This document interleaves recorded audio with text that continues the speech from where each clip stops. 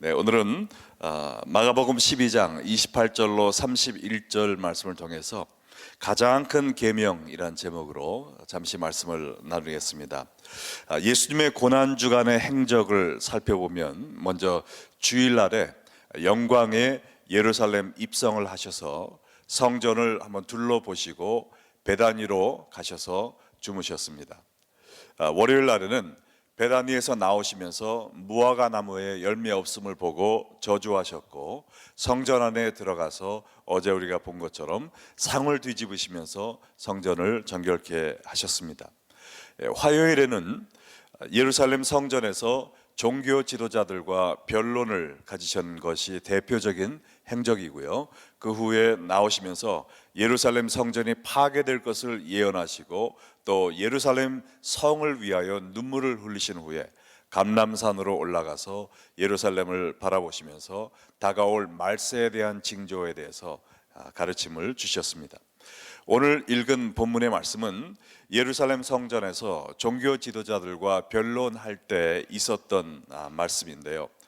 예수님께서 성전의 장사꾼들을 내쫓으시면서 자신들의 돈줄을 끄는 것에 대해 격분한 대제사장들과 또 서기관들은 화요일 오전에 예수님이 다시 성전에 들어오시는 것을 보고 예수님에게 대들면서 예수님을 책잡기 위해 질문 공세를 퍼부었습니다.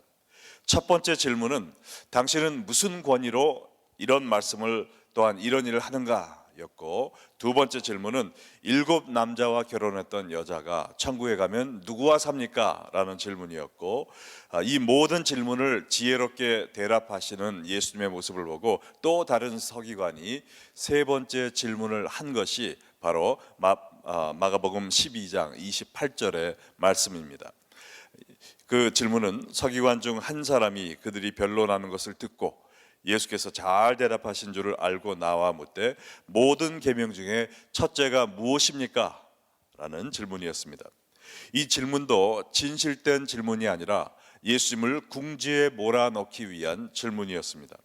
그 당시 유대인들은 구약의 율법을 613개의 계명으로 늘려놓아서 어느 누구도 지키기는커녕 기억도 하지 못하는 그런 무거운 짐으로 만들어 놓았습니다. 그래서 사람들은 이 613개의 계명을 다 지킬 수가 없으니까 그 중에 제일 중요한 한 가지를 찾아서 그거라도 지키자라는 마음으로 모이면은 모든 율법 계명 중에 가장 중요한 것이 무엇이냐라는 그러한 토론 열망을 논쟁을 벌이곤 했습니다. 예수님이 무슨 계명을 말씀하시든지 거기에 대해서 반대하는 사람이 있을 것이고, 그로 인해 내분이 일어나서 예수님을 따르는 무리들이 흩어지기를 바라기 원했던 것 같습니다. 그런데 예수님은 그 누구도 부인할 수 없는 가장 중요한 계명을 말씀해 주셨는데, 그것이 바로 29절과 30절의 말씀입니다. 우리 다 함께 읽겠습니다. 예수께서 대답하시되 첫째는 이것이니 이스라엘아 들으라. 주 곧 우리 하나님은 유일한 주시라. 내 마음을 다하고 목숨을 다하고 뜻을 다하고 힘을 다하여 주 너의 하나님을 사랑하라 하신 것이요. 이 말씀은 신명기 6장 4절에 있는 말씀인데요, 모든 유대인들은 하루에 2번씩 이 말씀을 암송하도록 돼 있었습니다. 쉐마라고 불리우는 가장 중요한 계명인데, 이 유대인들은 머리로는 모두 다 이 계명을 잘 알고 있었어요. 그렇지만 우리가 가끔 주기도문이나 사도신경을 외울 때 생각 없이 입술로만 외우는 것처럼 그들이 하루에 2번씩 이 구절을 외움에도 불구하고 이 말씀에 무감각해져 버린 것입니다. 그리고 사람들과 어떤 계명이 가장 중요하냐라는 토론을 벌일 때 안식일을 거룩하게 지키는 것이지, 도둑질하지 말라는 것이지, 그리고 또 간음하지 말라는 것이지, 여러 가지 계명을 가지고 논쟁을 했지만 진정 하나님이 가장 원하시는 이 자기들이 하루에 2번씩 암송해야 되는 하나님을 사랑하는 이 계명에 대해서는 중요성을 잃어먹고 잊어버리고 있었다라는 것입니다. 근데 오늘날 살아가는 우리 기독교인들도 똑같은 잘못을 저지르고 있는 것 같습니다. 여러분의 마음속에 우리가 지켜야 될 가장 중요한 계명은 무엇입니까? 내가 적어도 주일날은 빠지지 말아야지. 성수주일이 가장 중요해. 아니야, 날마다 말씀을 읽는 이것보다 더 중요한 건 없지. 아니야, 내가 예수 믿으니까 적어도 간음은 하지 말아야지. 거짓말 하지 말아야지.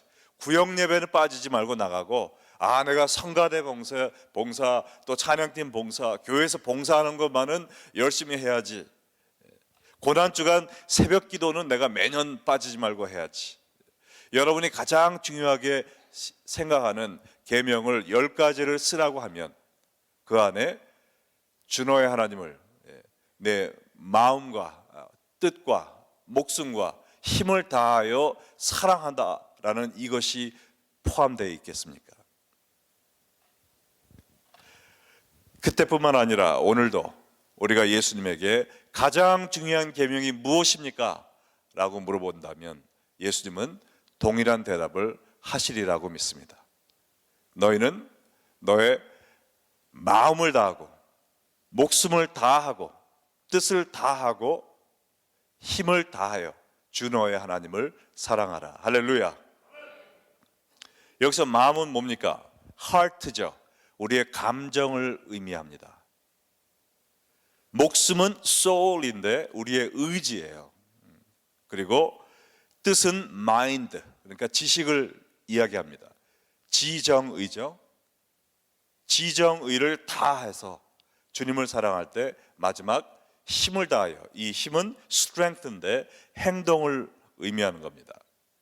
우리가 주님을 사랑하되 우리의 모든 마음과 모든 의지와 모든 지식과 모든 힘과 행동을 다하여 또 통하여 주님을 사랑하라라는 말씀이에요.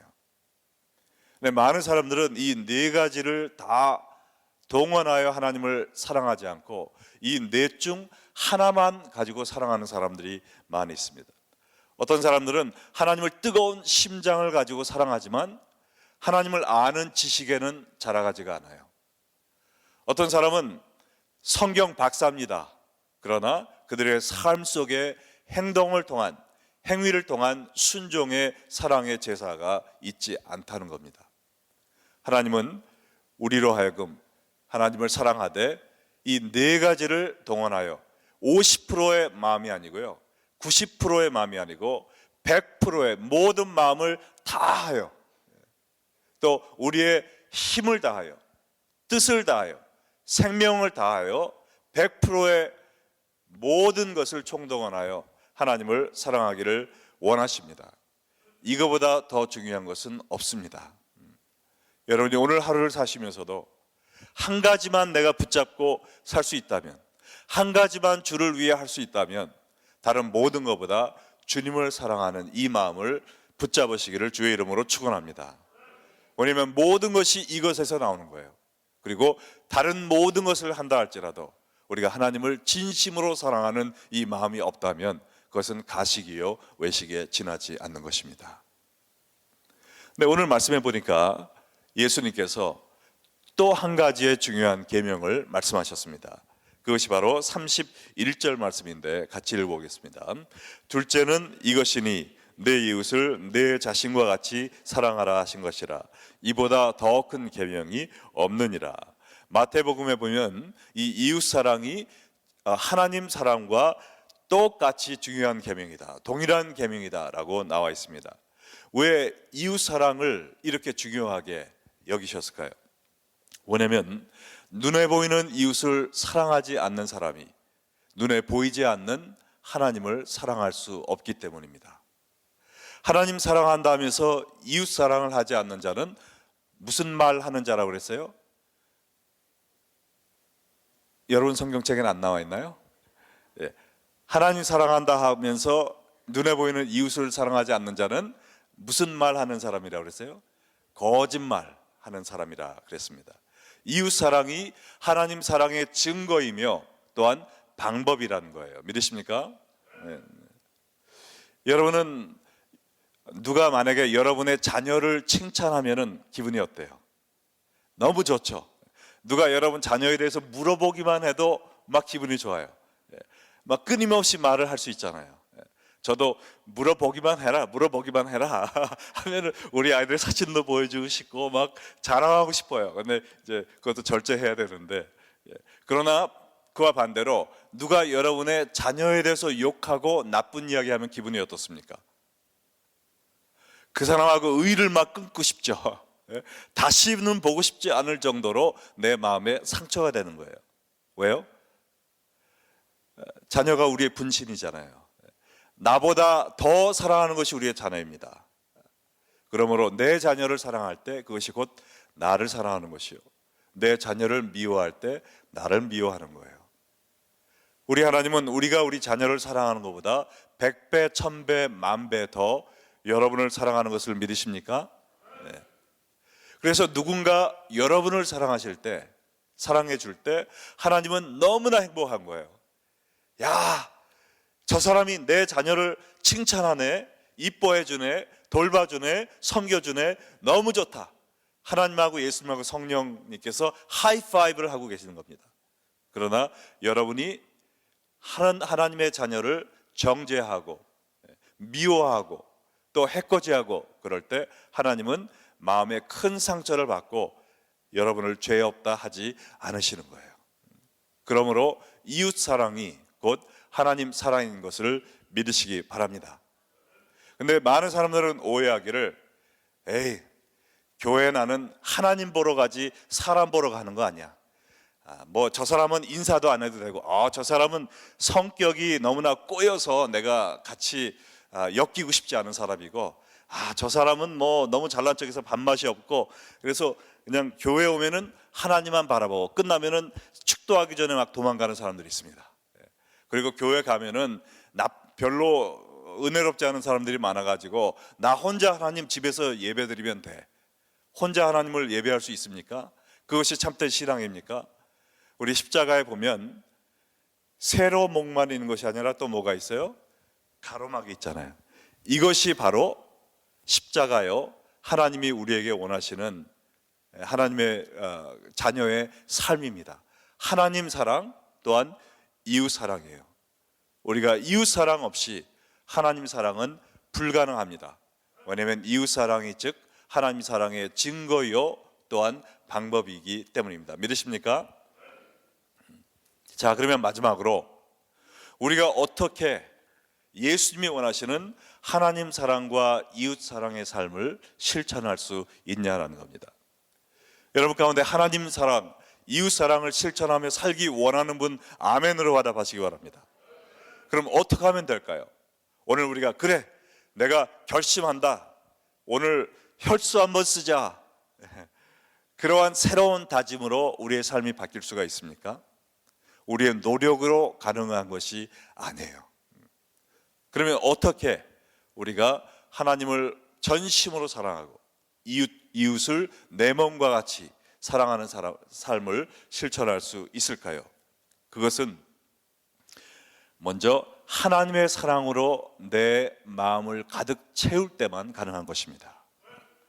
내 노력과 의지가 아니라 내 삶을 완전히 적시는 하나님의 은혜, 우리의 금년도 배우처럼 복음의 은혜와 감동이 흘러 넘치는 교회, 복음의 은혜와 감동으로 흘러 넘치는 사람이 될 때 나도 모르게 하나님을 사랑하게 되고 또 이웃을 사랑하게 된다는 겁니다. 내가 죽어야 돼요. 나는 온데간데 없어져야 됩니다. 하나님의 은혜 안에 내가 완전히 깊이 들어가서 오직 내 안에 예수 그리스도가 살게 될 때 예수님의 사랑으로 하나님을 사랑하고 이웃을 사랑하게 된다는 겁니다. 제가 전에도 말씀드린 것처럼 우리는 거울과 같아요. 거울 자체로 빛을 발할 수가 없습니다. 그러나 거울이 언제 빛을 발하죠? 아주 강렬한 햇빛이 거울에 착 비칠 때 가만히 대기만 하고 있어도 그 햇빛이 사방으로 퍼져나가는 겁니다. 그와 마찬가지로 우리는 거울과 같은 사람들이에요. 내가 무엇을 받아들이고 있는가가 그대로 우리의 삶 속에 반영되는 겁니다. 여러분이 하나님의 사랑을 향하고 있을 때, 하나님의 사랑이 여러분을 강렬히 비출 때 여러분의 마음속에서 나도 모르게 하나님을 사랑하는 마음이 솟아나는 거고, 우리 주위 사람을 대할 때도 내가 옛날처럼 나의 나쁜 성격이 나오는 것이 아니라 하나님의 사랑과 또한 온유함으로 서로를 대할 수 있는 것입니다. 그러므로 우리가 항상 붙잡고 살아야 될 것, 우리의 삶의 초점이 맞춰져야 될 것은 하나님의 사랑입니다. 먼저 이 십자가죠.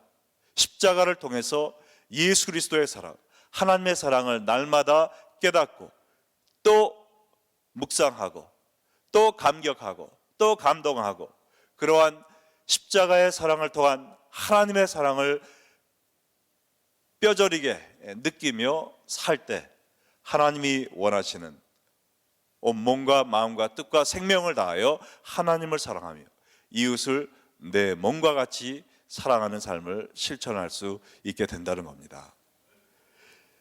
중세시대 어느 천주교 수도승이 이번 주일 저녁에 하나님의 사랑에 대한 설교를 하겠습니다. 모두 다 오시기 바랍니다.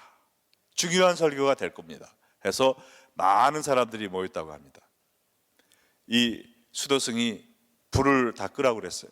그리고는 자기가 촛불을 하나를 다 켰습니다. 그리고는 예수님의 십자가가 있는 거기에 가서 먼저 이 촛불로 예수님의 십자가에 있는 그 머리에 쓴 가시면류관을 한참 동안 비췄다고 합니다. 사람들은 아무 말도 없이 그냥 함께 예수님의 가시면류관만 바라봤어요. 그 다음에는 그 불로 예수님의 못 박힌 손을 보여줬습니다. 또 예수님의 못 박힌 발을 한참 동안 바라봤어요. 그리고 창에 찔린 옆구리를 보여줬습니다. 그리고는 조용히 불을 끄고 나가버렸어요. 그것이 그 수도승의 하나님의 사랑에 대한 설교 전부였습니다. 한마디 말도 쓰지 않고 전한 설교였지만 어떤 설교보다 강하게 하나님의 사랑을 우리 마음속에 심어준 설교였다라고 역사는 전하고 있습니다. 여러분도 하나님의 사랑을 다시 한번 느끼기 원하십니까? 복음의 은혜와 감동이 흘러 넘치는 삶을 살기 원하십니까? 십자가를 바라보시기 바랍니다. 특별히 고난 주간을 통해 나 같은 죄를 위해 자기의 목숨을 버리신 예수 그리스도의 사랑을 십자가를 통해 다시 한번 깊이 묵상하시고 깨달으시기 바랍니다.